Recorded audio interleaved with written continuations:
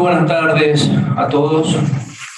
Para mí es un gran placer y es un honor estar en esta alta casa de estudios, donde recibe nada más y nada menos que los cursos de Comando y Estado Mayor y curso superior de conducción, nuestros oficiales jefes y superiores de la querida Fuerza Aérea Argentina. Como decía ahí en el currículum, he tenido el inmenso privilegio de ser integrante de la primera tripulación de helicópteros que desplegó a Malvinas. Corría por allá, por marzo de 1982, una orden de vuelo que llegaba a nuestro escuadrón. Se sabía cuál era el itinerario, la máquina, pero no se sabía nada de la tripulación. Nos anotamos en forma voluntaria con el otro auxiliar de escuadrilla, el teniente Luis Longar, y así conformamos nuestra tripulación, que después íbamos a desplegar teóricamente, brindando el apoyo de búsqueda y rescate, como siempre lo hacía nuestro escuadrón, a los escuadrones aeromóviles que desplegaban a distintos escenarios del país. La sorpresa fue muy grande cuando nos enteramos realmente a dónde íbamos a cumplir con nuestra misión. Yo les he preparado, en base al temario de acá, las acciones de búsqueda y rescate de los helicópteros de la Fuerza Aérea, un paralelismo entre el sistema de arma Bell-212 y el sistema Chinook, que son los helicópteros de la Fuerza Aérea y de la 7ª Brigada Aérea que tuvieron el inmenso honor de estar desplegados en nuestras Islas Malvinas.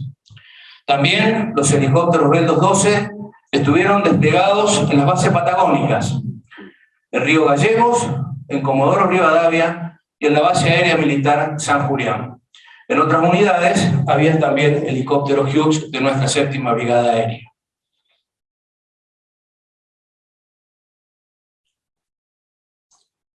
Los dos escudos, el escudo de nuestra brigada al centro y los dos escudos. De la izquierda, el escuadrón helicóptero Bell-212 con su leyenda Semper et Tulit, que significa siempre y en todo lugar. También estuvimos operando en nuestras queridas Islas Malvinas. Y el escudo de la derecha, el escudo del escuadrón CH-47 Chinook. La dotación que teníamos de nuestro escuadrón: 2 helicópteros Bell-212, el Hotel 85 es el primero que despliega, y después se incorpora de la misma forma el Hotel 83, con 6 oficiales pilotos, 6 tenientes jóvenes, de tercer año y de primer año de teniente. 3 meses de teniente tenía el teniente Vergara en aquella época. 12 suboficiales mecánicos, especialistas y artilleros. El escuadrón Chinook se incorpora con vuelos directos desde Río Gallegos a nuestras Islas Malvinas, el Hotel 91 que repliega de la Antártida y el Hotel 93 que despliega de la 7ª Brigada Aérea en vuelo a Comodoro Rivadavia primero y después a Río Gallegos. Y en forma independiente cruzan a Malvinas con 6 pilotos, 15 suboficiales mecánicos, especialistas y artilleros, y tuvimos también un personal civil especialista en plásticos que fue quien estuvo en Malvinas cambiando uno de los parabrisas de un helicóptero Chinook. Nuestro escuadrón estábamos integrados por 39 hombres. Vinieron a buscar a nuestra 7ª Brigada Aérea un Hércules C-130 el día 31 de marzo al Hotel 85, que era el primer helicóptero que iba a desplegar a Malvinas. Para que pudiera desplegar de esa forma, se le tiene que desarmar el rotor principal, una pala del rotor de cola, cambiarle los esquíes para que el helicóptero pueda ingresar en forma íntegra en la bodega del C-130. Ahí ustedes están viendo cómo están haciendo la maniobra de ingresar el helicóptero a la bodega del C-130. El día 1 de abril de 1982, nos ordenan ir a una reunión previa en la 1ª Brigada Aérea del Palomar. En ese casino de oficiales, que está en la planta alta, en la sala de reuniones, había más o menos unos 200 oficiales, entre comodoros, vicecomodoros, mayores, capitanes. Y cuando entramos nosotros, todo el mundo nos miraba, todos tenientes. Y nos fuimos a sentar allá al último, contra la pared. Estaba todo lleno el salón. En esa reunión, el comodoro Francisco Martínez, Jorge Francisco Martínez, jefe del Grupo 1 de Transporte Aéreo, estaba a cargo de la reunión. Nos dijo en esa oportunidad: todo lo que se va a hablar acá es estrictamente confidencial. No sale de esta sala. Primer caso, nos codeamos con Ongar diciendo: ¿qué está pasando acá? Que esto no se puede comentar. Hasta ese entonces no sabíamos realmente cuál iba a ser nuestro destino. Pensábamos que íbamos a ir a Comodoro Rivadavia a brindar el apoyo de búsqueda y rescate a un escuadrón aeromóvil. En esa reunión, la primera transparencia que presenta en ese proyector de acetatos de aquella época, estamos hablando hace 40 años atrás, no con esta tecnología, el comodoro Martínez presenta en la primera diapositiva y dice: recuperación de las Islas Malvinas. ¿No se imaginan ustedes la alegría, la felicidad y la satisfacción que teníamos todos los ahí presentes en esa sala? Porque indudablemente, después de ese anuncio, todos pensamos que íbamos a participar de un hecho realmente histórico como lo fue. Termina de leer todos los embarques y determina cuál va a ser el orden de prioridades de despliegue según el Plan Aries. El Plan Aries era un plan contribuyente de la Fuerza Aérea a lo que iba a ser la Operación Rosario, que era una operación netamente realizada por la Armada con algunos elementos del Ejército. Era la forma en que participaba la Fuerza Aérea en la recuperación de las Islas Malvinas, mediante ese plan. Ese plan consistía en realizar por modo aéreo y con la aviación de transporte todos los movimientos entre Comodoro Rivadavia y las Islas Malvinas, y a la inversa. Durante todo el mes de abril había 3 etapas. La primera etapa era el despliegue, la segunda etapa era el cruce y recuperación mediante una operación que realizó el Grupo de Operaciones Especiales de asegurar el aeropuerto, y la tercera etapa era la consolidación de lo que iba a ser el traslado, todo por modo aéreo, entre Comodoro y las Islas Malvinas. Así fue como, después de esa reunión, nos fuimos al helicóptero, al avión donde estaba el helicóptero a bordo, hicimos la primera etapa, Palomar, Comodoro Rivadavia. Ahí bajamos el helicóptero en Comodoro Rivadavia, llegamos como a las 12 de la noche, para, en el horario correspondiente al día siguiente, poder hacer el cruce respectivo a las Islas Malvinas. Los dos tipos de helicópteros desplegados a Malvinas eran sistemas muy bien equipados. Era lo mejor de lo mejor que había en el país y que te lo tenía la Fuerza Aérea Argentina a través de la 7ª Brigada Aérea. Los helicópteros B-212 fueron comprados en el año 78 por el cuasi conflicto con Chile, y los helicópteros chinos fueron comprados en el año 80, 3 helicópteros, para apoyar la actividad científica en nuestra Antártida. Muy bien equipados, con todos los sistemas para operar tanto de día como de noche, como así también con un equipamiento adicional que le permitían a los helicópteros volar en condiciones IFR, es decir, en condiciones meteorológicas instrumentales. El lugar de operaciones en Malvinas, primero lo realizamos en la Base Aérea Militar Malvinas, en el aeropuerto, y posteriormente se conformó, mediante los 4 helicópteros, lo que se denominó la Base Aérea Militar Cóndor. ¿Cuáles fueron las tareas? La primera tarea con el primer helicóptero era efectuar el apoyo de búsqueda y rescate. Pero las condiciones fueron cambiando. Durante los primeros días de abril llegó un segundo helicóptero, el 212, de la misma forma que llegó el primero, el Hotel 83, y después llegaron también en forma directa los helicópteros Chinook. Uno el 7 de abril y el otro el 11 de abril. De modo tal de que para el 11 de abril ya teníamos conformado nuestro escuadrón con los 2 helicópteros B-212 y los 2 helicópteros Chinook. Las tareas que nosotros teníamos prevista realizar.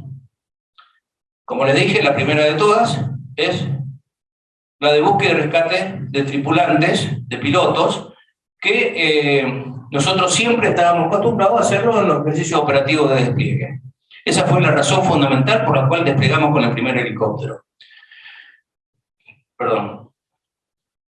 Traslado de personal y material, abastecimiento de la red de observadores aérea, militar y civil, transporte táctico, implementamos con los 4 helicópteros la base aérea militar Cóndor, evacuación y rescate, evacuación y traslado de heridos, operaciones helitransportadas y defensa de instalaciones. ¿Por qué tantas tareas? Porque el medio de helicóptero tiene la capacidad como para poder desarrollar ese tipo de tareas. Traslado de personal, de material, traslado de heridos, según las configuraciones, lo puede realizar sin ningún tipo de inconveniente. El 3 de abril a la madrugada llega el primer helicóptero, el Hotel 85. ¿Y por qué llega el día 3 y no el día 2 como estaba previsto? Llega el día 2 de abril y nosotros teníamos que cruzar en el cuarto cruce de C-130 a Malvinas. Pero teníamos que esperar que viniera un C-130 y un F-28 de Malvinas y que aterrizaran en Comodoro Rivadavia. Y ese era el motivo por el cual nosotros estábamos supeditados a nuestro cruce a Malvinas. Cuando vimos en plataforma, cuando abre la rampa el Hércules, vimos a los 72 Royal Marines que habían estado combatiendo con las fuerzas argentinas en las escaramuzas del 2 de abril a la mañana, en las proximidades de la casa del gobernador y otros lugares más.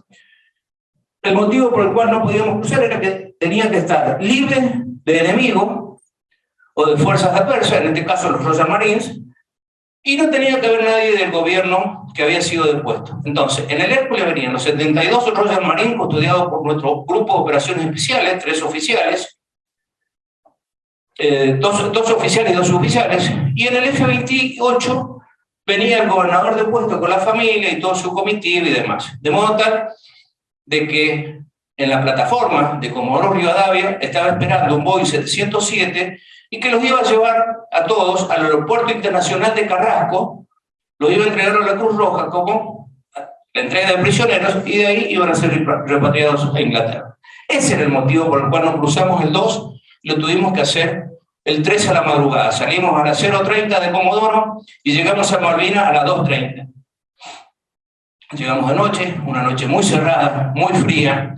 Bajamos el helicóptero, nos fuimos a descansar a la terminal aérea y en las primeras luces de la mañana del día 3 salimos a la plataforma con el teniente Longar y nuestros mecánicos. En total éramos 9 de esa primera tripulación y vimos esto, las instalaciones de la estación militar en el aeropuerto y vimos en el mástil nuestra querida bandera celeste y blanca flameando en forma impecable. Ahí realmente nos cayeron las fichas de que estábamos ante una situación realmente histórica. ¿Por qué? Porque todo lo que nos habían enseñado nuestras maestras, nuestros profesores en geografía, en historia, lo estábamos viviendo en ese momento. Estábamos en Malvinas y estábamos viendo en el mástil nuestra bandera argentina. Las Malvinas habían sido recuperadas. Ustedes no se imaginan la emoción y la alegría que teníamos de estar viviendo esa situación. Realmente algo fabuloso, hecho que va a quedar grabado de por vida en nuestra retina y en lo más profundo de nuestro corazón. el día 6 de abril, a partir de acá voy a hacer un paralelismo entre todo lo que voy a nombrar a la izquierda de Bel 212 y todo lo que va a ser a la derecha va a estar relacionado con Chinook, ¿sí? El día 6 tenemos la primera misión operativa, que consistía en localizar y capturar a una patrulla de Royal Marines que no habían sido tomados prisioneros en los combates del día 2 y que se habían escapado a un establecimiento.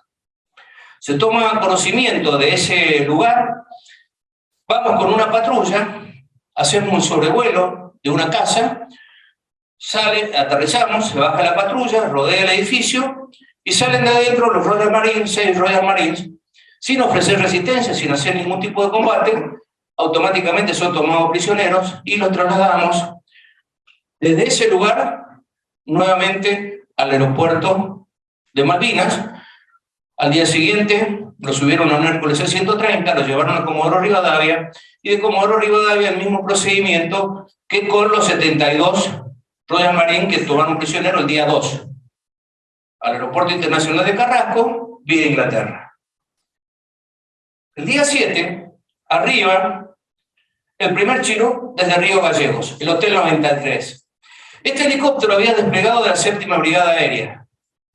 Haciendo escalas, fue directamente a Comodoro I, donde lo pintaron, porque los helicópteros Chinook tenían la pintura gris y roja, o gris y naranja, que era lo que caracteriza a los helicópteros en el continente blanco, en la Antártida.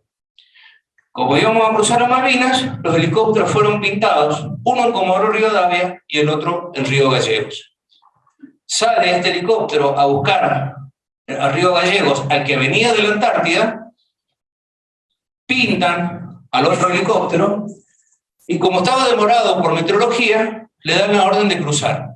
Cruza el día 7 y la primera tarea que tiene es la de remover unos camiones que estaban obstaculizando los caminos. Hay muy pocos caminos realmente en Malvinas, en las afueras de Puerto Argentino, que estaban obstaculizando el movimiento y el paso de nuestras tropas.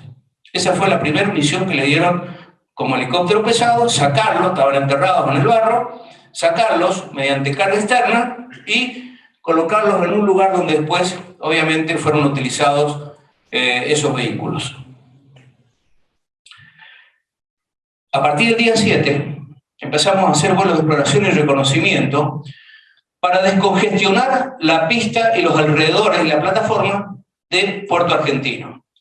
Hicimos los primeros vuelos de reconocimiento y se estableció, una vez que llegamos a Darwin, que ese iba a ser el lugar donde se iba a implementar una base de alternativa para que pudieran operar nuestros aviones Pucará y que también pudiéramos operar nosotros. ¿Por qué?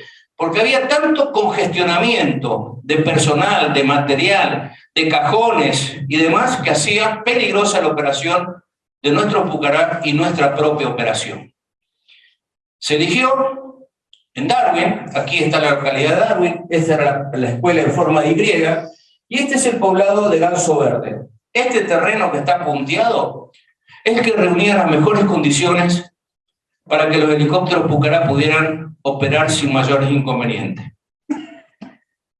A partir de ahí, que era un campo absolutamente pelado, con los 4 helicópteros hicimos un puente aéreo entre la base Malvinas y Darwin, trasladando toda la logística de Pucará, toda nuestra propia logística de helicópteros, el armamento de Pucará, la munición, etcétera, etcétera, todo lo que fue las 6 piezas de artillería de nuestra artillería antiaérea de 20 milímetros, una pieza de artillería de 35 milímetros con su central de tiro del ejército argentino. Trasladamos a la compañía de seguridad, que era la compañía de defensa de la Escuela de Aviación Militar, que era la que le iba a brindar la seguridad al aeródromo. Y trasladamos a todo el regimiento de infantería 12 de Mercedes, que era el que brindaba el segundo anillo de seguridad a nuestra base Cóndor. Y así se constituyó en este lugar, en esta zona, todos los alrededores del campo, todo lo que es los servicios, meteorología, tránsito aéreo, sanidad, comunicaciones, el puesto de comando. Y nosotros operábamos para dejarle libre la pista a los Pucará. Aquí estacionábamos los helicópteros cerca de la escuela donde íbamos a vivir y pernoctar durante todo el mes de abril. Aquí ven en estas placas el comienzo del transporte táctico desde el puerto argentino a Darwin con los helicópteros. Acá ven el Bell 212, el primero, el Hotel 85, dejando algunos cajones. Y aquí lo ven al Chinook enganchando mediante carga externa una pieza de artillería de 20 milímetros de Fuerza Aérea.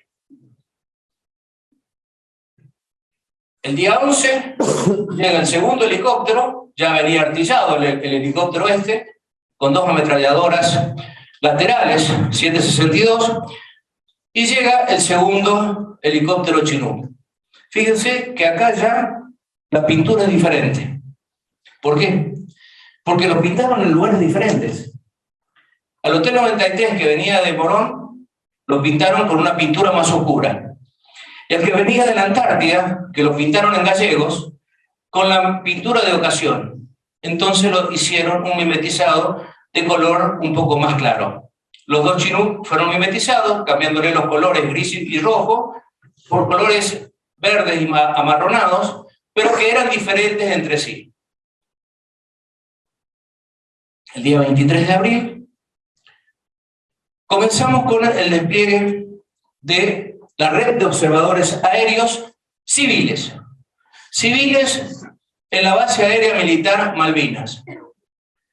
Estos civiles tenían una estructura muy bien montada y muy bien armada, porque ya habían participado en distintas ejercitaciones y sabían muy bien cuál era la función de un ROA, de una red de la red de observadores aéreos y un puesto de observación que son los POA.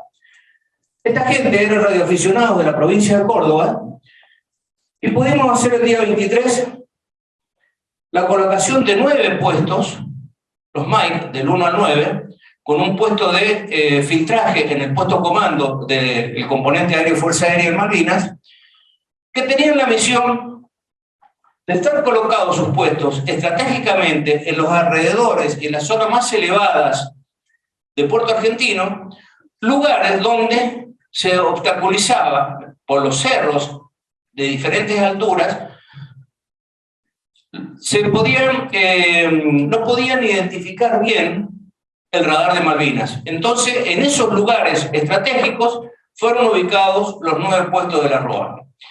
Cuando llega el personal para cubrir la ROA en la base Cóndor, se establecen 4 puestos alrededor de la base y un puesto en el puesto comando, que era el centro de filtraje que recibía toda la información de lo que pasaban los puestos, ya sea de movimientos terrestres, aéreos o navales. Esas eran las funciones de la red de observadores aéreos.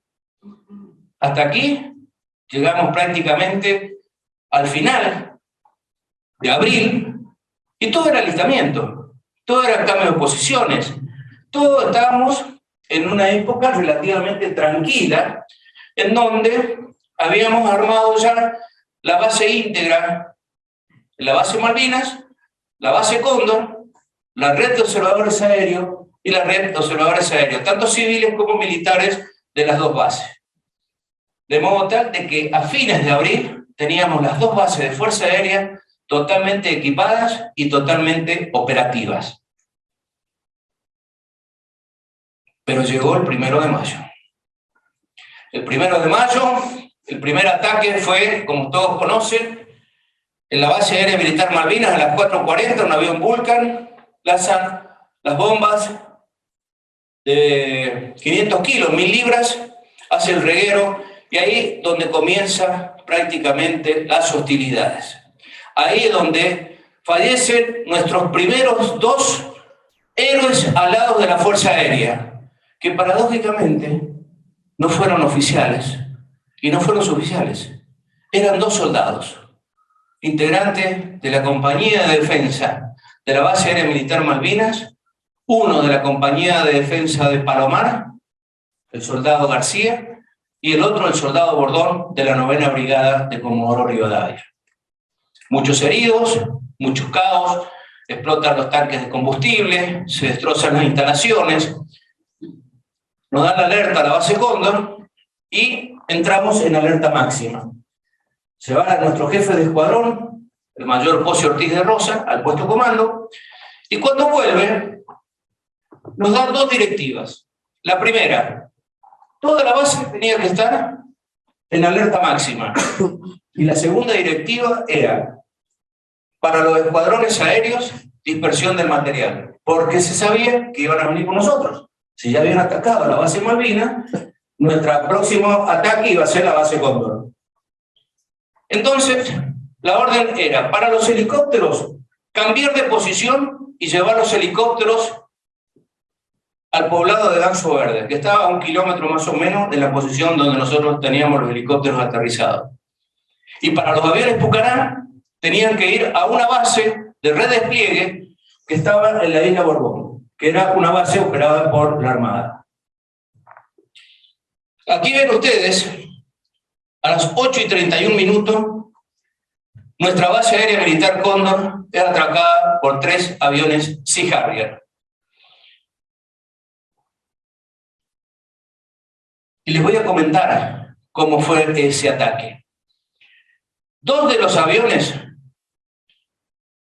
atacan todo lo que es el campo, donde estaban todos los aviones, todo el combustible, todo el armamento y todos los servicios que brindaba la base aérea militar Cóndor.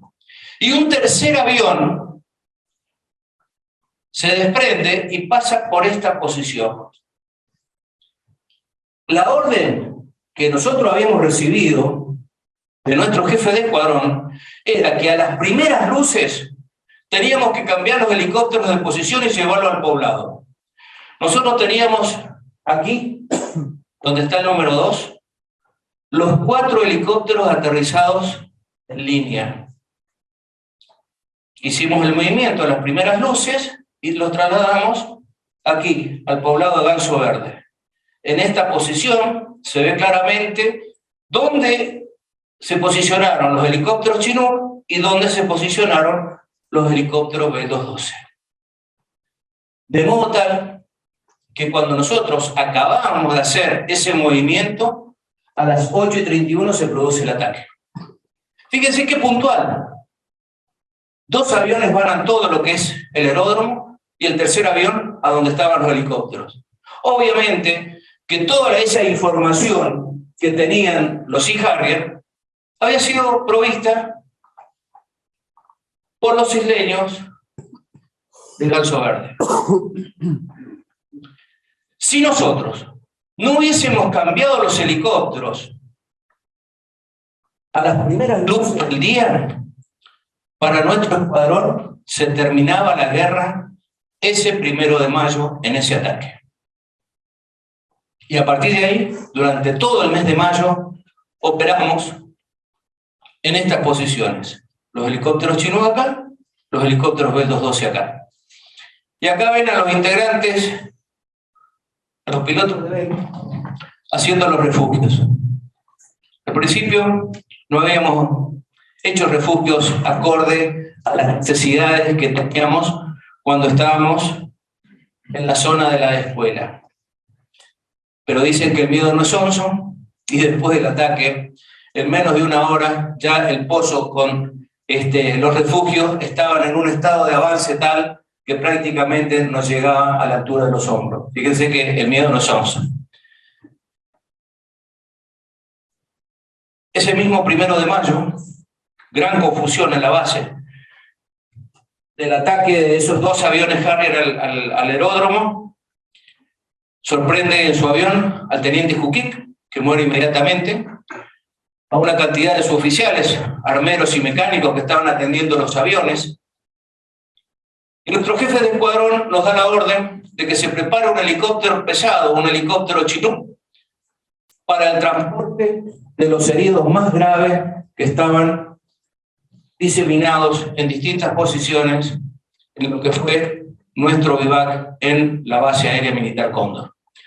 Se trasladan hacia el campo, aterrizan, entre medio de las bombas belugas, gran descontrol de todo el mundo, iba por un lado y para otro mientras explotaban los tanques de combustible, la munición y el armamento del avión de Juquí. Cargan a los 3 heridos más graves y los llevan en un vuelo al Hospital Militar Conjunto de Puerto Argentino. En Puerto Argentino había un hospital que estaba integrado por personal del Ejército y por personal de Fuerza Aérea. Este es el itinerario. Primero llegan hasta Montequén. En ese interín estaba siendo atacado nuevamente por aviones Sea Harrier, la base aérea militar Malvinas, y después de una permanencia de unos minutos aquí, van al Hospital Militar Conjunto con la triste novedad de que uno de los mecánicos fallece a bordo del helicóptero en los brazos de nuestro operador de carga y el otro fallece antes de llegar al hospital. De esta forma, la base aérea militar Cóndor pierde un oficial y 7 suboficiales. Por ese vuelo, con el Hotel 91, que era el pintado más clarito, por una resolución del jefe de Estado Mayor General finalizada la guerra, resuelve de que por ese vuelo efectuado el día 1 de mayo, ese helicóptero ha sido declarado tumba de guerra. Y para aquellos que han tenido la oportunidad de visitar nuestro Museo Nacional de Aeronáutica, están los 2 helicópteros Chinook y en uno de los costados están las Cruz Rojas y las Islas Malvinas por ese vuelo, porque ha sido declarado tumba de guerra el Hotel 91. El día 2 de mayo, un helicóptero Bell sale a la búsqueda de un piloto de M5 Dagger que en solitario fue sorprendido el día 1 a la tarde por una patrulla de combate, en un combate desigual, y es derribado. El día 2 sale un helicóptero del Hotel 83 a hacer la búsqueda y después de 3 horas 30 lo único que encuentran es en la isla Bungaville los restos del avión, pero no se encuentra nada del piloto. Quiere decir que el piloto lamentablemente no pudo sobrevivir al misil Sidewinder que le tiraron desde un Sea Harrier y pierde la vida en ese ataque. Estamos hablando del piloto del M5 Dagger, la matrícula Charlie 433 del primer teniente José Leónidas Ardiles, del escuadrón de M5 Dagger que estaba operando en Río Grande. El día 4, el jefe de escuadrón de Chinook realiza el vuelo de búsqueda de la flota británica para poder terminar su ubicación. Y ustedes estarán pensando, qué loco, ¿no? Que manden a un helicóptero pesado a hacer la búsqueda de la flota. Bueno, la respuesta es de que envían a ese helicóptero porque tenía radar meteorológico y en una de las funciones podía detectar blancos o ecos que podían determinar el lugar aproximado de la flota. Hasta que llega un punto que ese vuelo tiene que regresar porque el radar de Malvinas le dice al comandante, que era nuestro jefe de escuadrón, el mayor Pose, ha despegado una patrulla aérea, presumiblemente de los portaaviones. Es así que el helicóptero regresa sin haber podido cumplir acabadamente con la misión de detectar la posición de la flota británica. El día 12 de mayo fue un día muy triste para nosotros. Fue muy triste porque las 2 bases, la base aérea militar Malvinas y la base aérea militar Cóndor, eran prohibidos de vuelo. Había que entrar por determinados puntos en la aproximación. Los aviones y los helicópteros para ese entonces ya tenían pintadas las franjas amarillas, que era lo que determinaba que era un avión propio. Lamentablemente, una escuadrilla de A4B, después de los ataques, vuela desordenadamente en el escape de ese ataque a la flota y sobrevuela la base nuestra. lo adquiere el radar de artillería de 35 milímetros, y cuando tiene a uno de los 4 aviones, lo tiene en la mira, a distancia de tiro, hace la selección y recibe la orden de fuego libre. Se sale un helicóptero Bell 212 para ver el lugar donde había explotado y caído los restos del avión. Yo ese derribo lo presencié porque estaba en tierra en ese momento. Suena la alarma y pasan los 4 aviones, y he seleccionado uno de los A4B y explota en el aire. Empieza a desarmarse y empiezan a caer los pedazos. Es así que sale un helicóptero, el Hotel 85, con el teniente Longar, el teniente Brega y el jefe de base, el médico y demás, para corroborar qué tipo de avión era. Porque ya se había derribado un avión el día 4, un avión inglés con nuestra propia artillería. Y todo el mundo era festejo, era alegría porque se había batido otro avión. Pero lo que no se sabía, ¿qué tipo de avión? Y cuando se llega al lugar, se constata de que ese es un avión propio, el Charlie 248. Acá ven la matrícula en estos pedazos. Fíjense, uno de los tanques suplementarios, cómo está agujereado, y así es como la propia artillería derriba al primer teniente Fausto Gavassi de A4B. Después se recogen algunos restos y son enterrados con honores en el cementerio de Darwin. El día 15 de mayo, los Pucará estaban operando desde la base aérea Calderón, en la isla Borbón. Y un golpe de comando del SAS británico destruye en tierra 6 aviones Pucará, 4 aviones Turbomentor de la Armada y un avión Skyvan de la Prefectura Naval Argentina. Ustedes saben que las fuerzas especiales están preparadas para realizar ese tipo de operación. ¿No es así, Araya? Sí, no.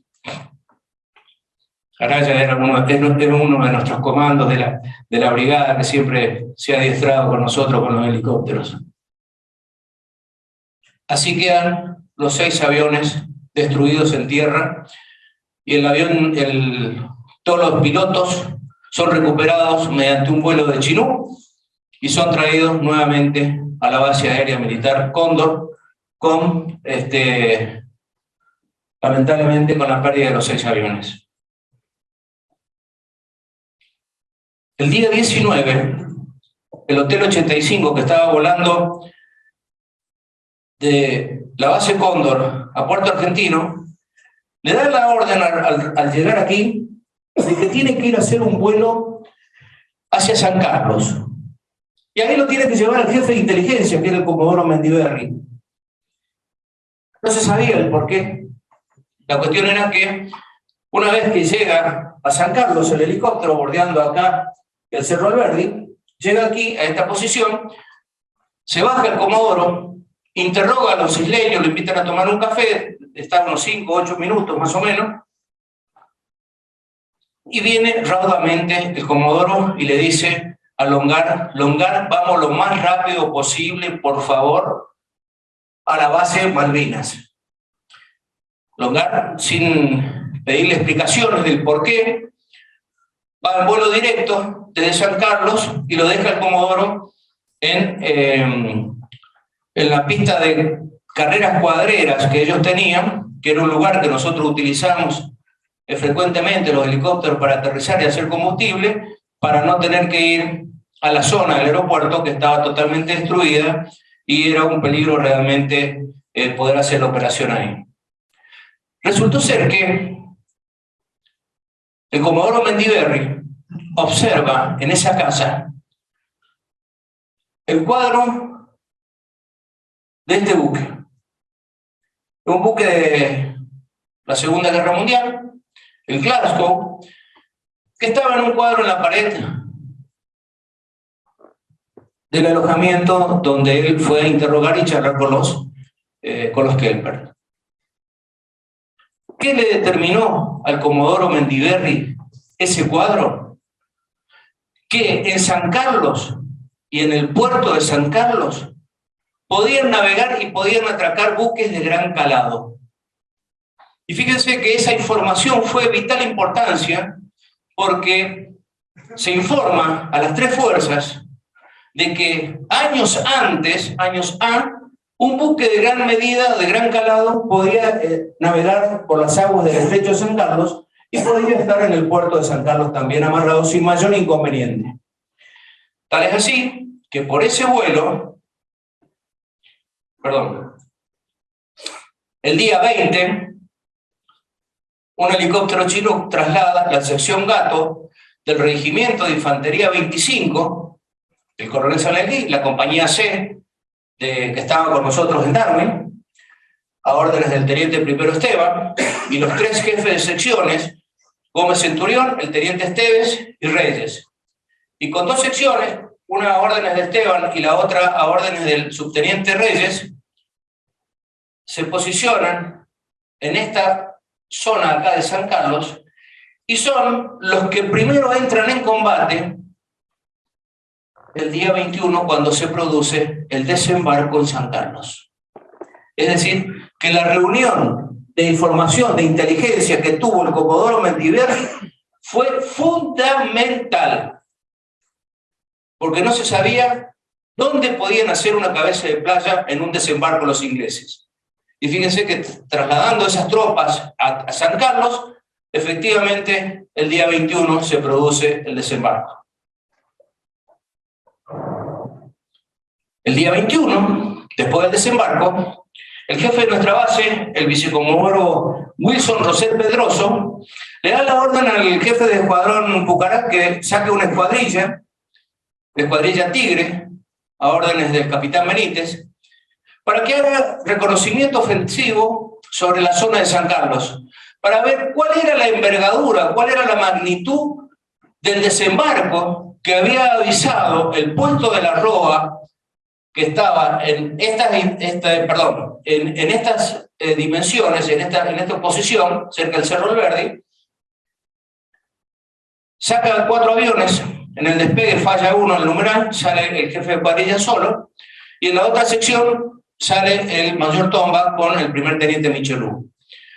Van a posicionarse a 2 lugares diferentes, tal es así que la sección de Tomba y Michelú son atacados por una patrulla aérea de combate. Esa patrulla aérea de combate empieza a hacer maniobras evasivas y logra el teniente Michelú, el primer teniente Michelú, dirigirse a nuestra base y lo pierde de vista al numeral que era el mayor Tomba. Pasado el tiempo de que tenía que regresar, no regresa a nuestra base, sale un helicóptero de rescate a buscarlo, le dan una grilla y en esa grilla el helicóptero no encuentra nada. No encuentra ningún indicio de ningún avión Pucará y menos del piloto. Se vuelve a nuestra base informando la novedad. Inmediatamente estaba llegando el otro helicóptero desde el puerto argentino, ya prácticamente eran las últimas horas de la tarde, se estaba empezando a poner de noche. Ustedes saben que en Malvinas a las 5, 5 y media, 6 de la tarde, ya es prácticamente noche. Sale el helicóptero a buscarlo con otra grilla, busca en este sector, y aquí encuentran el avión de Tomba.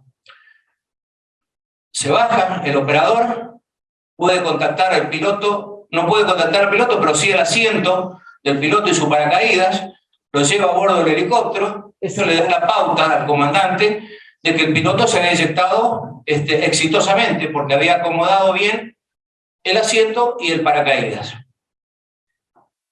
En esta posición comienzan a buscarlo nuevamente, ya se hizo de noche, y acá activa sus bengalas de su chaleco de supervivencia y es divisado por el helicóptero, ya en horario nocturno. Hacen contacto con el piloto y efectivamente pueden subirlo al helicóptero al mayor Carlos Tomba. Aquí lo ven al teniente Longar, al teniente Brea, lamentablemente fallecido en noviembre del año pasado, y el brigadier Tomba.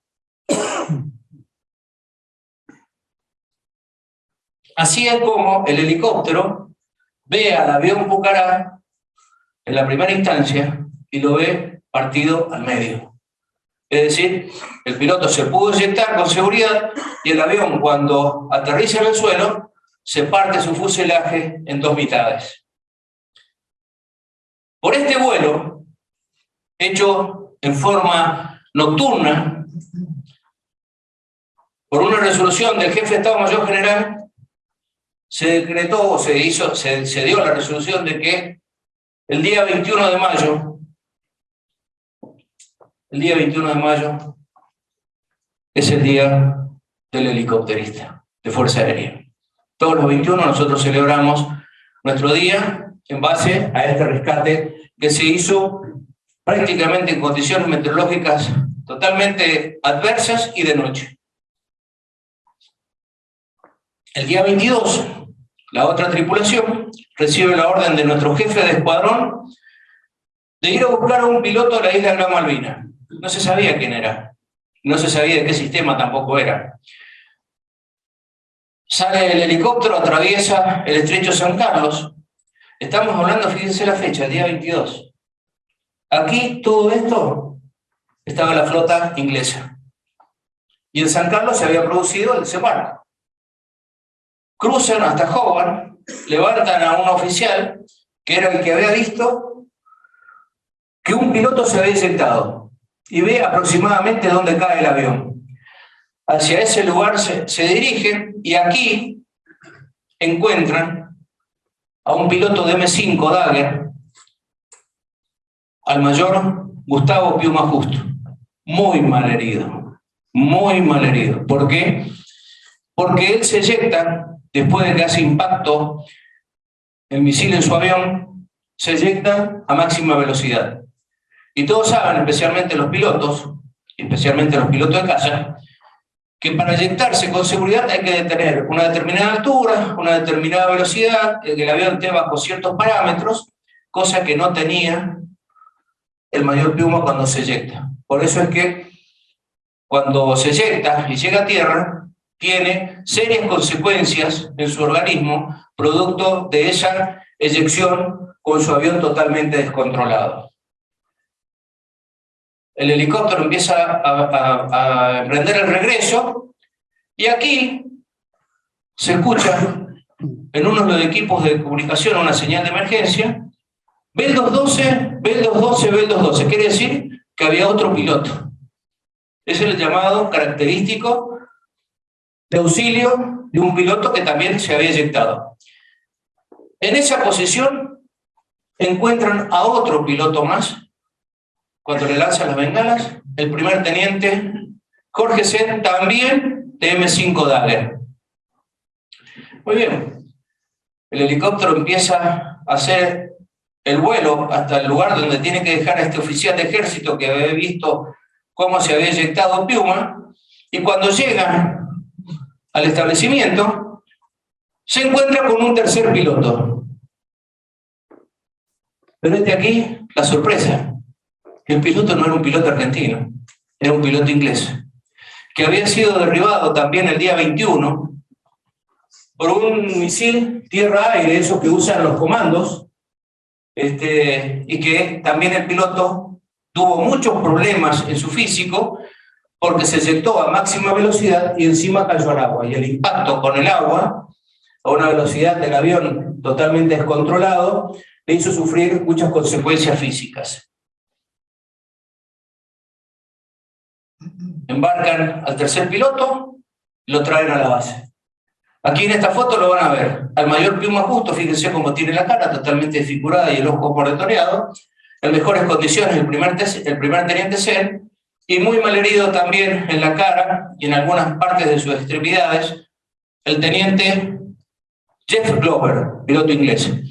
Que ese piloto, después de que se recuperó en Puerto Argentino, lo llevaron a Comodoro Rivadavia y fue ubicado en una base nuestra del interior. La base nuestra del interior, donde estuvo prisionero, fue la base de Chamicán.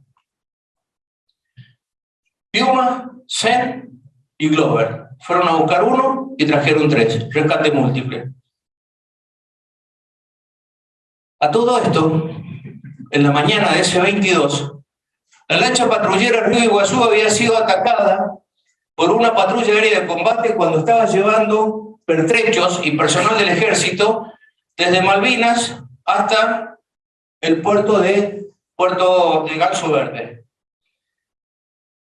Así es como a duras penas la patrullera alcanza la costa, ya semi hundida de popa, con un personal fallecido y 3 muy graves, en donde el primer helicóptero que acude es el Hotel 85, también a órdenes de Longar y Brea. Llevan a los 2 heridos más graves al Hospital Militar Conjunto.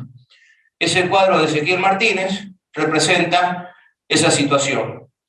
Con el otro helicóptero, de forma simultánea, una vez que llegó Pinto y Ludueña, con los 2 pilotos de M5 y el piloto inglés, lo entrega nuestra tripulación a mi mando y vamos a comenzar el carrusel con los 2 helicópteros, llevando todo el personal de la prefectura, que eran 16, incluido el fallecido, los 2 que ya habían sido trasladados al Hospital Militar Conjunto, el resto de la tripulación de la patrullera Río Iguazú y los 17 hombres del ejército del grupo de artillería aerotransportado 4 de Córdoba, que llevaba en la bodega esa lancha patrullera, llevaba 2 cañones de 105, que eran los que iban a brindarle el apoyo de armas pesadas al Regimiento de Infantería 12, que era el que brindaba el segundo anillo de seguridad a la base Cóndor. Esta operación duró el día 22, duró el día 23, el día 24 y el día 25. Y el día 25 se finaliza con la recuperación de los 2 cañones que estaban sumergidos en la bodega de la patrullera y son armados nuevamente en la base Cóndor y utilizados en los combates de los días 28 y 29. Hasta acá venía bien mi tripulación, bárbaro. Habíamos brindado el apoyo, habíamos hecho muchísimos vuelos, pero no teníamos la satisfacción de haber debutado en rescate en combate de un piloto, que era la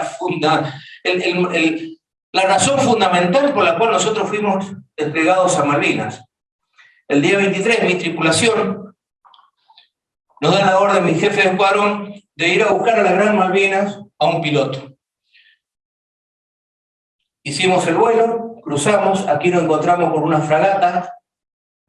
Aquí tuvimos que abandonar el helicóptero por la presencia de una patrulla aérea de combate que nos avisa el radar. Abandonamos el helicóptero y pasa por encima nuestro los 2 aviones Harrier que hacían el vuelo hacia la desembocadura norte del estrecho de San Carlos, y en esta posición esperaban los aviones argentinos cuando ingresaban al ataque a la flota o cuando salían del ataque de la flota. Continuamos el vuelo, buscamos hacia el oeste, no encontramos el avión, no encontramos el piloto y nos volvimos con mínimo combustible. Nos dice el mecánico: jefe, nos tenemos que volver porque si no, no llegamos a nuestra base. Nos fuimos a nuestra base y en el mientras tanto, mientras veníamos ingresando a la base Cóndor, el operador de torre nos dice: ¿trae pájaro a bordo? Negativo. Hubo un silencio sepulcral. Entramos, cortamos, fuimos al lugar de aterrizaje y lo que hicimos inmediatamente fue darle las novedades del vuelo a nuestro jefe de escuadrón. ¿Cómo le decíamos a nuestro jefe de escuadrón que nuestro vuelo de rescate en combate no había sido exitoso? El jefe, le explicamos todas las cosas que habíamos pasado en ese vuelo a la ida, entendió perfectamente, y una vez que nos fuimos a almorzar hicimos el debriefing con mi compañero, el teniente Sánchez, y llegamos a la conclusión de que aparte de todas las novedades que tuvimos en el vuelo, en la isla Gran Malvinas hay mucho viento, y eso debe haber sido el factor fundamental por lo cual nosotros nos hizo derivar y no llegar a buscar el avión, encontrarlo y encontrar al piloto. Después del almuerzo, nos presentamos nuevamente al jefe de escuadrón y le dijimos: señor, queremos salir de nuevo. La misma tripulación, el mismo helicóptero, Pero en esta oportunidad vamos a buscar un poco más al norte de la búsqueda que hicimos en el vuelo de la mañana. Y así fue. Cruzamos el Estrecho San Carlos, llegamos hasta aquí, acá está el Cerro Independencia, acá está el Cerro Robinson, y aquí encontramos esto. El impacto de un avión M5 Dagger. Terminamos de hacer el 360 de sobrevuelo y había un pequeño grupito de casas en esta posición que se llama Establecimiento Cerro Cove. Hicimos un 360 y vimos ahí, al lado del mar, 3 casitas. Ahí nos dirigimos y efectivamente al interrogar al Kelper nos dice: el piloto argentino está en el alojamiento, en una habitación del alojamiento principal. Me bajo con el médico, lo interrogo, voy hasta al dormitorio y me paro frente a la cama. Y estaba el piloto, muy mal herido, muy mal herido. Se había dislocado el brazo, tenía una fractura, también se había sacado la rodilla. Lo miro a la cara y le digo, así me paro a los pies de la cama, ¿no? Y le digo, qué sorpresa, ¿no? Y entonces estaba así todavía medio en estado de shock el piloto. Abre los ojos y me dice, Vergara, ¿qué hace acá? Señor, le digo, vengo con el helicóptero rescate, acá viene el médico, lo vamos a reacomodar un poquito y lo vamos a llevar a nuestra base. Así fue como en el vuelo de la tarde pudimos rescatar al primer teniente Héctor J. Luna, también piloto de Mirage, que se había eyectado y que lo habían derribado el día 21. Y estamos hablando del día 23. 2 días estuvo haciendo supervivencia en el terreno. ¿Cómo andamos con el horario? ¿Andamos bien? Andamos bien hasta ahora. Bueno, tenemos para 3 horas más, nada más. Así que, ¿tienen prevista la cena? No. O si no, pedimos un delivery. El día 24, bueno, ese fue el vuelo donde yo debuté rescatando un piloto, con mi tripulación, rescatando un piloto de M5 Dagger, el primer teniente Héctor Luna. El día 24 se recibe la orden de nuestro jefe de escuadrón de que hay que ir a buscar aquí, en la isla Segunda, comenzar la búsqueda de un avión A4C. No se sabía quién era el piloto. Se hace la búsqueda, se barre toda esta zona a 2.000 y 3.000 pies. Las patrullas aéreas de combate acá no lo vieron de casualidad. Al finalizar prácticamente 3 horas y algo, el mecánico también le golpea la espalda al piloto y le dice, jefe, o nos volvemos ahora o nos quedamos acá, no llegamos a la base. Y se vuelven con la insatisfacción de no haber podido encontrar a ese piloto. Era un piloto de A4C, fíjense, acá lo ven al avión, cómo va partiendo combustible. Aparentemente se desvaneció, impactó en el mar y no pudo ser localizado nuestro compañero de promoción, Jorge Bono. El día 25 de mayo, Día de la Patria, los 4 helicópteros tuvimos una gran actividad aérea en el transcurso de la mañana. A mí me tocó hacer un reposicionamiento de un puesto de la ROA y después del almuerzo recibo la orden de mi jefe de escuadrón, estaba de turno mi tripulación para ese horario, de ir a buscar un piloto de A4. Y nos dice, tiene que ir hasta esta posición que se llama Brazo Norte, que está más o menos a unos 35 minutos de vuelo de nuestra base, va a hacer contacto con un piloto de A4 y no sabemos quién era. Nosotros, lo único que nos dijo es el apellido de Filippi. Nosotros dijimos, cuando veníamos caminando para el helicóptero y emprender el vuelo a ese lugar, no puede ser. Nuestro jefe de escuadrón se equivocó. Lo agarramos en una. No se equivocaba nunca nuestro jefe de escuadrón. Era un dios. Daba las órdenes precisas, de pocas palabras. Pero dijimos, ¿por qué renuncia? Al único piloto que conocíamos nosotros era un piloto de A4B, Filippini. Y se confundió y dijo Filippi. Bueno, fuimos y cuando llegamos a ese lugar, interrogo a uno de los kelpers y me dice, el piloto está adentro. Ah, bueno, perfecto. Entonces me dirijo a la casa y con la persona que me encuentro no era el que nosotros creíamos, de acuerdo al nombre que nosotros pensábamos, conocíamos al piloto que íbamos a buscar. Como yo era teniente moderno, ante la duda me presenté yo primero.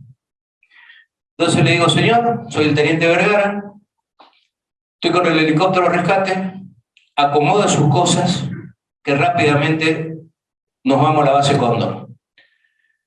En ese momento, el piloto era un piloto de A4Q de la Armada, el capitán de fragata, Filippi, que había atacado con su escuadrilla a la Arde, la había rematado después de 2 ataques que hizo la Fuerza Aérea, la remató, lo hundió, pero en la salida lo interceptó una patrulla aérea de combate a 3 de los aviones, lo derriban a él, lo derriban al numeral 2, al teniente Márquez, lamentablemente pierde la vida en esa explosión el teniente Márquez, y el otro numeral, el teniente Arca, con el avión inutilizado, va a Puerto Argentino, se eyecta, y un helicóptero de ejército lo puede rescatar ahí de las costas de Puerto Argentino. Este piloto cayó a las frías aguas del estrecho San Carlos, tuvo que nadar hasta la costa. Eso fue el día 21, y fíjense la fecha, 25 de mayo.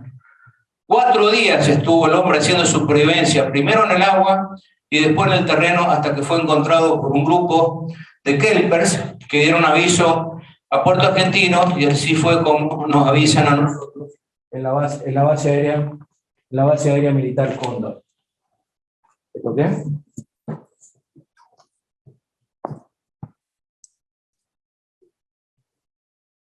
Salió la...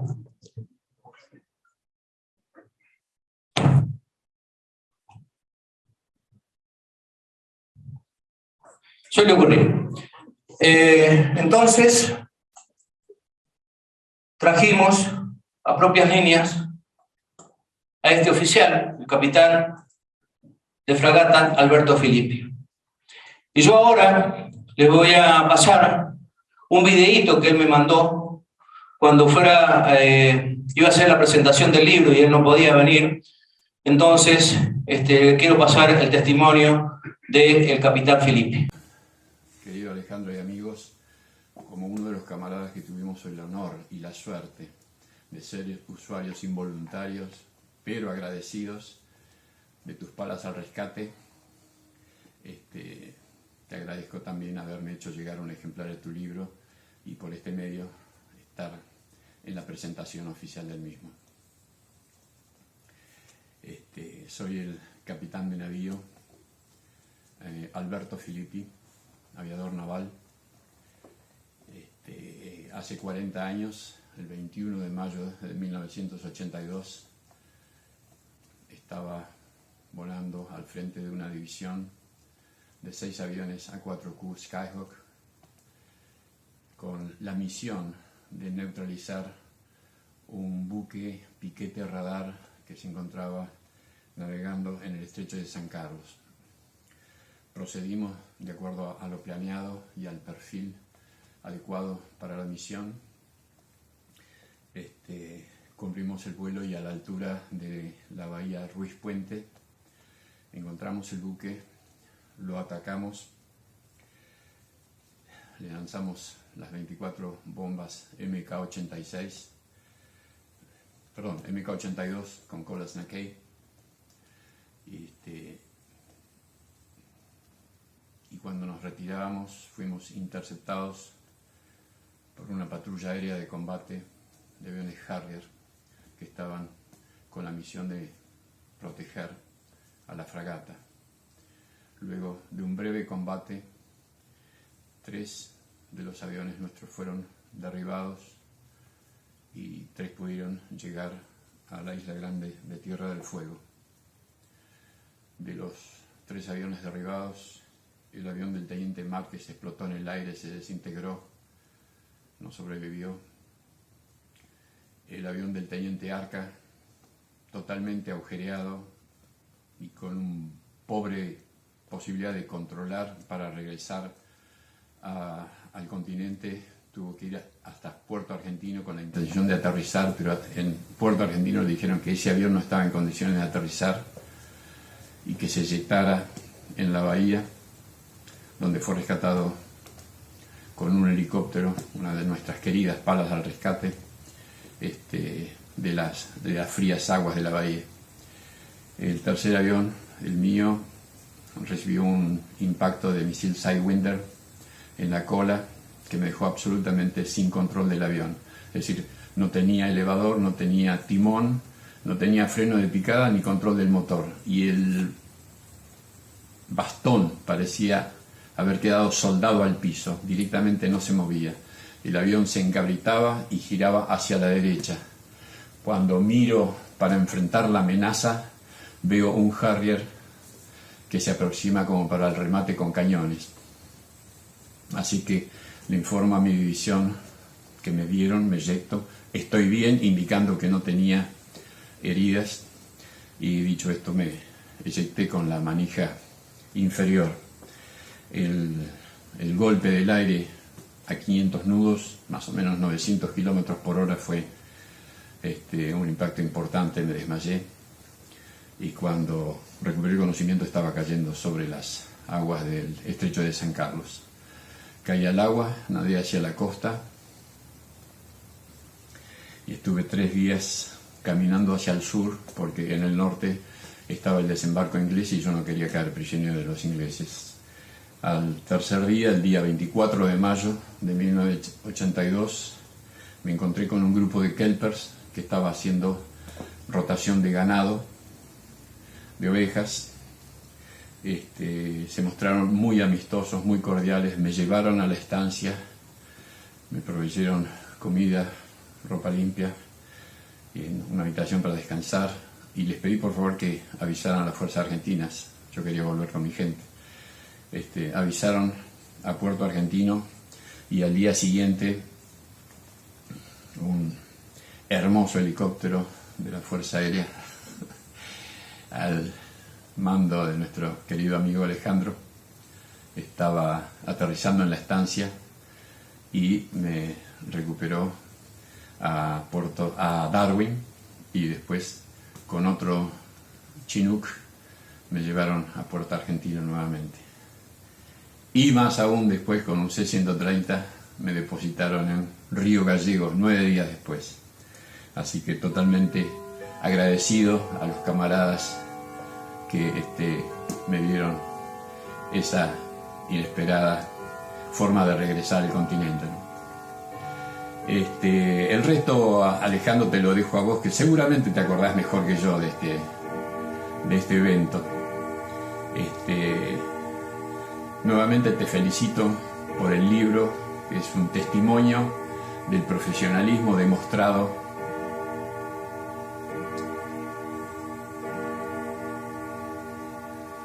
Bueno, el reloj dio las 11, no estaba previsto en este video, ¿no? Fue accidental.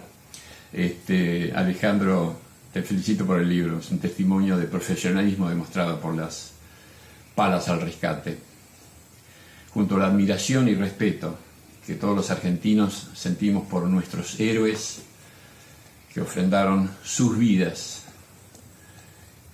en operaciones contra el enemigo.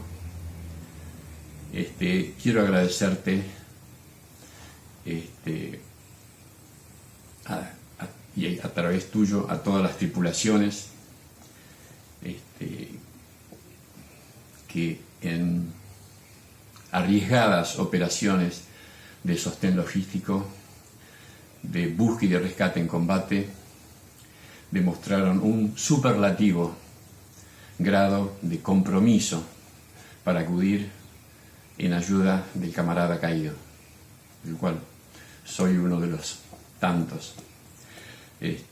Nada más, Alejandro, quiero hacer llegar a los presentes mis saludos, a tus camaradas, también mi admiración y respeto, y para vos un fuerte abrazo, y esperando vernos en algún momento nuevamente en la personal, ¿cierto? Querido Alejandro, mis mejores deseos para vos y los tuyos. El día 26 repliegan los 2 helicópteros Chinook de la base Cóndor a Puerto Argentino. El día 28 repliegan a Puerto Argentino los 2 helicópteros B, y ahí, en horario de la tarde, se produce la reinfiltración de una patrulla de 14 hombres del Grupo de Operaciones Especiales de nuestra propia, los comandos de nuestra propia brigada, a propias líneas. El día 28 no pueden entrar los 14, entran 11, se quedan 3 en el terreno a pernoctar, y el día 29 va el otro helicóptero con la otra tripulación y los recupera al oficial y a los 2 suboficiales que habían quedado y que no habían podido ingresar en el vuelo del día 28.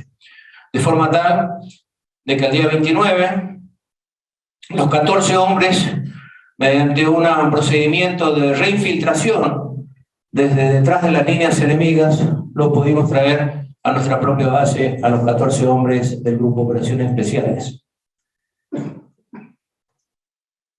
También en horario de la tarde se produce la única operación helitransportada conjunta del Regimiento de Infantería 12 del Ejército desde Montequén hacia las proximidades de la Ban Cóndor para llevar la reserva estratégica y reforzar las tropas que estaban empeñadas en combate en Darwin. Esa operación se realiza desde Montequén con 9 helicópteros, el Chinook de Fuerza Aérea y los restantes del Ejército. Ustedes aquí están viendo cómo se estaban prestando los helicópteros para realizar esa operación. Esa operación se realiza y se dejan a las tropas, ustedes ven los combates acá, a últimas horas de la tarde, dejando el Chinook las tropas que iban a apoyar a las tropas que estaban empeñadas en combate. Lamentablemente, el resto de los helicópteros los deja en otra zona un poco más alejado y lamentablemente no pueden entrar en apoyo a las tropas que estaban combatiendo y llegan en una operación lamentablemente desafortunada porque ya los combates habían finalizado en la mañana del 29 de mayo. Llega así el día 31. La base de nuestra Cóndor había caído en poder inglés. Un puesto de la ROA, integrado por un alférez y 2 soldados, ya no tenían a quién responder. La base Cóndor había caído. Entonces se pone en contacto con el MAI 7 de la ROA. El MAI 7 informa la novedad al puesto comando en Puerto Argentino, y el día 31, un helicóptero, a órdenes de quien les habla y su tripulación, realizamos el vuelo desde el hipódromo hasta el MAI 7. El MAI 7 teníamos que cruzar en forma directa al seno 8 de Suez, y aquí en ese punto, que era el único punto de recuperación que nosotros teníamos preciso, el puesto de la ROA no estaba. ¿Qué hicimos con mi compañero, el teniente Sánchez, y la tripulación? Dijimos, otra vez el viento nos jugó una mala pasada. Cuando hicimos ese trayecto, el viento nos hizo derivar muy a la izquierda y no encontramos el expuesto de la ROA, que era el puesto vasco que se había levantado unos días anteriores, y dijimos, bueno, no nos queda otra, pongamos rumbo a la base Cóndor, que deben estar ahí nomás. Llegamos hasta ese punto, empezamos a tener enlace con el alférez, hasta que pudimos hacer contacto con él y los 2 soldados. ¿Qué había pasado? ¿Por qué no los encontramos en ese punto, que bien habíamos estado y pensábamos nosotros que habíamos derivado. Resulta que la noche anterior había nevado mucho y en elevación y escape que él hace, uno de los soldados, al pisar una piedra, se le produce un gran esguince de tobillo. Ese es el motivo por el cual el soldado no puede seguir avanzando y le dice al alférez: vaya usted, señor, con el otro soldado hasta el punto de recuperación donde el helicóptero lo va a encontrar mañana a las 8 de la mañana y después vean qué pueden hacer por mí. Y el alférez le dice: de ninguna manera. Hasta aquí llegamos los tres, tuvimos toda la guerra juntos, o vamos los tres o nos quedamos los tres acá, pero yo no te voy a dejar solo. Se quedaron a pernoctar en el terreno, sin poder llegar al punto de recuperación, pusieron una manta en el suelo, se acostaron, pusieron la otra manta encima, y como ya estaba nevando, eso le produjo un gran camuflaje de 20, 30 centímetros de nieve. Cuando nosotros estábamos ahí, en ese punto, acá teníamos a 4 o 5 kilómetros, teníamos la base Cóndor. Estaba plagada de helicópteros y patrullas aéreas de combate. Entrando en vuelo rasante hasta ese punto, que pudimos hacer enlace con el alférez, salen de la nada, abren la manta y salen el alférez y los dos soldados, son inmediatamente introducidos en el helicóptero y lo traemos a propias líneas. Aquí es como se veía en ese entonces el terreno, todo blanco, y desde ese lugar saca la manta y ahí es donde nosotros podemos divisar al alférez y los dos soldados. Él tenía en la foto de abajo el teniente Sánchez, mi compañero de promoción, el alférez Daguero, el teniente Vergara, el cabo primero Quiñones, el soldado Morales y el soldado Coronel. Y así son traídos a propias líneas ese puesto de la Roa que se negaba a caer prisioneros los ingleses en lo que fue la base aérea militar Cóndor.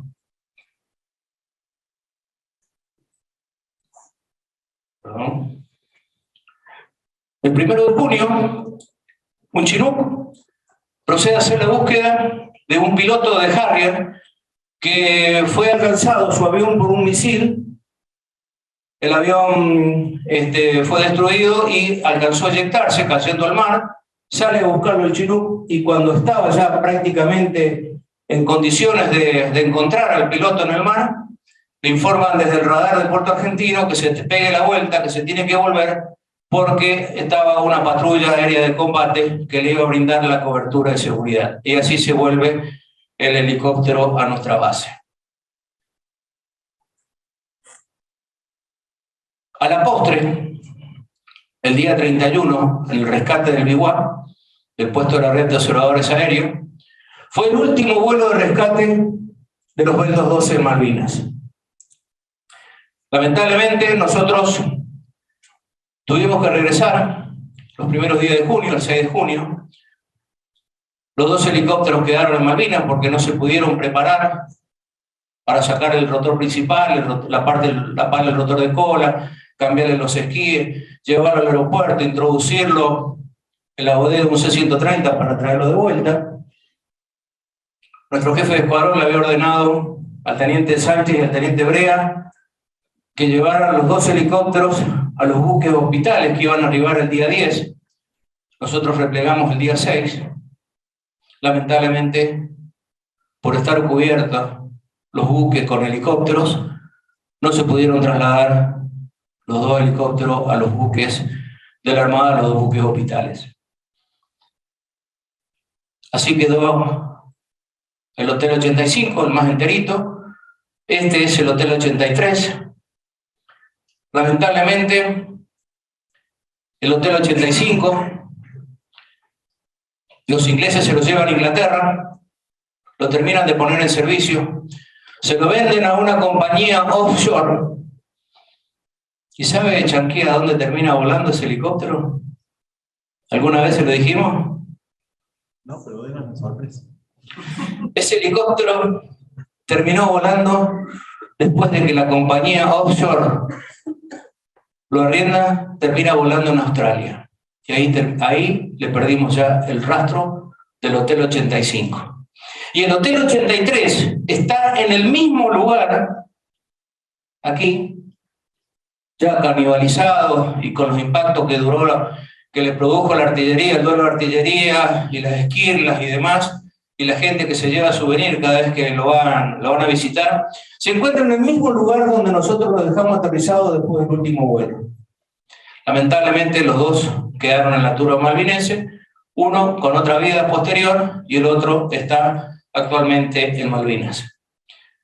El día 9, un día como hoy, hace 40 años atrás, se produce el repliegue de los dos helicópteros Chinook en vuelo desde Puerto Argentino, fíjense, lo hicieron de noche, estaban los combates a sus espaldas, logran evadir la flota y llegan a Río Grande.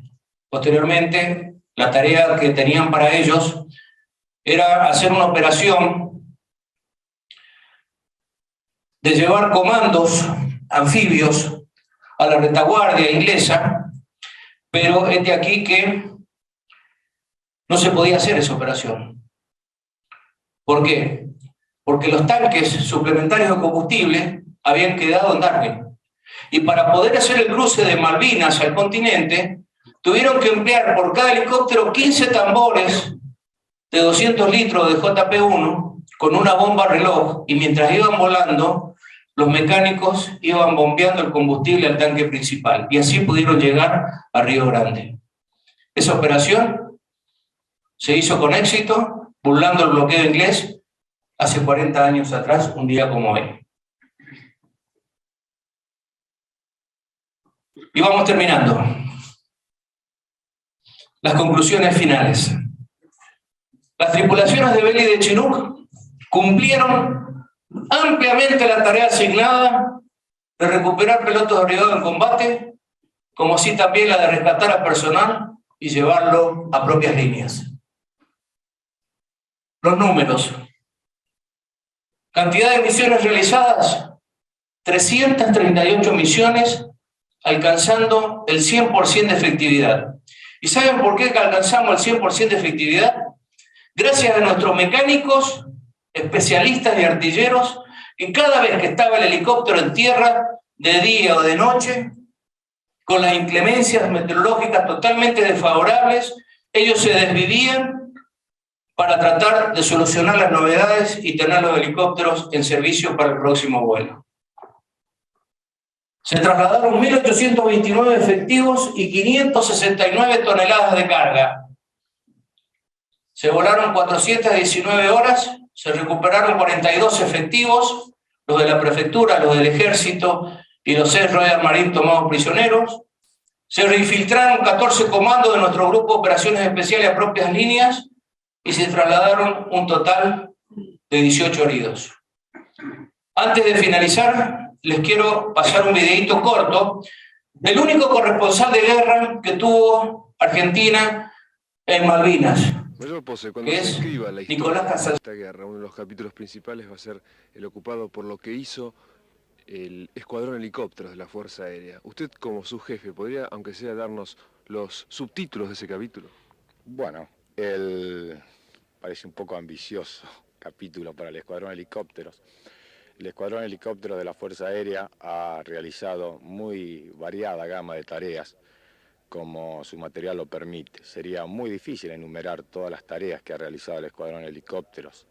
Lo que le puedo dar son parámetros muy generales, como ser que se han volado 450 horas en combate, se han transportado casi 2.000 hombres y aproximadamente 1.000 toneladas de carga. ¿Usted podría señalar algún hecho que sea significativo, representativo de los demás, por el heroísmo que han puesto en acción estos hombres?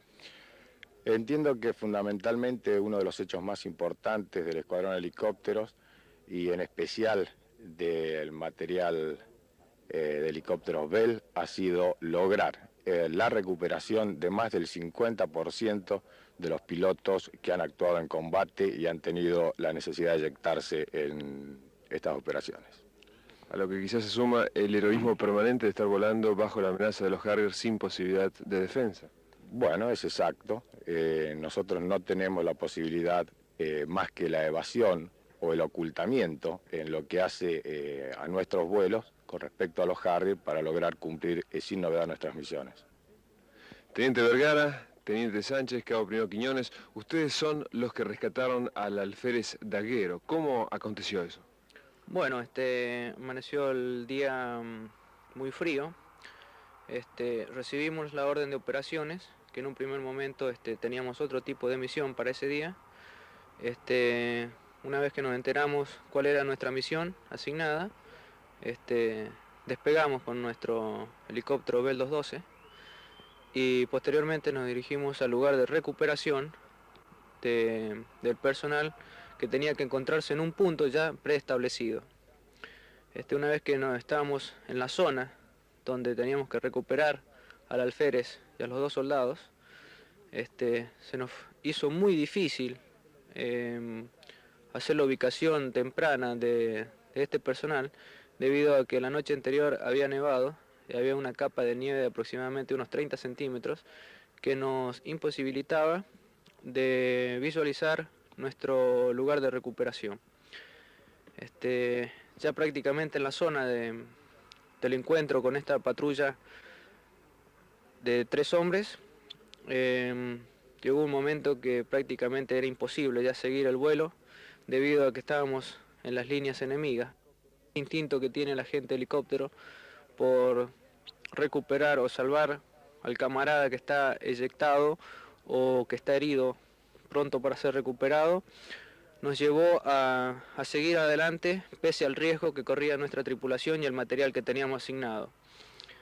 Tal es así que en un momento dudamos en volver debido a que la poca posibilidad que había de éxito de recuperar a este personal ya se hacía prácticamente nula.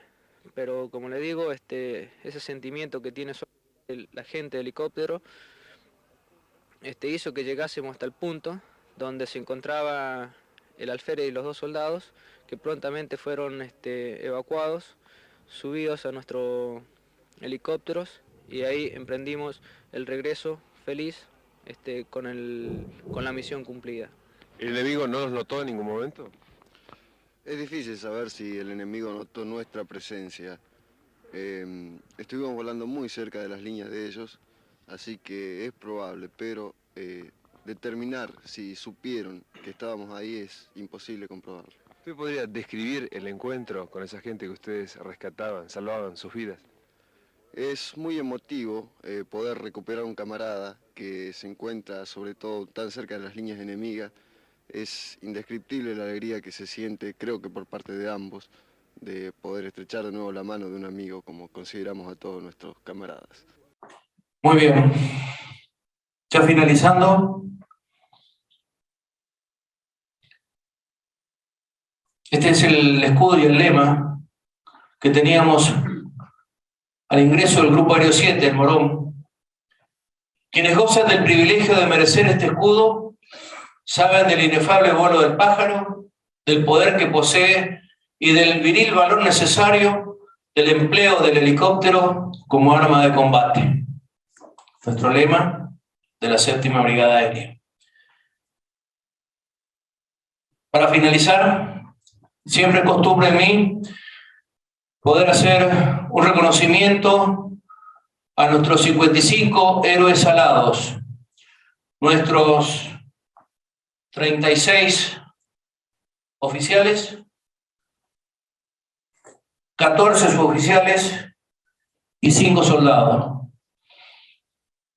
El recuerdo permanente, el honor y la gratitud hacia ellos es el norte de nuestra institución para las generaciones presentes y futuras.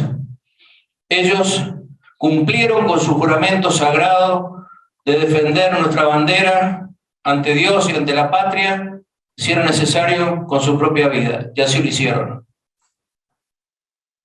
Por último, les quiero comentar que la Constitución reformada del año 1994, en sus disposiciones transitorias, dice que Malvinas es un objetivo irrenunciable para todo ciudadano argentino. Y ciudadanos argentinos somos todos nosotros, con uniforme o sin él. Todos los ciudadanos argentinos tenemos que cumplir de ahora en más por la vía diplomática de que nuestras queridas Islas Malvinas formen parte de nuestro territorio y de nuestra soberanía. Muchísimas gracias por la atención. Les agradezco la invitación que me hace la Escuela Superior de Guerra Aérea para poder transmitir lo que hizo nuestro escuadrón en Malvinas y por Malvinas. Muchísimas gracias.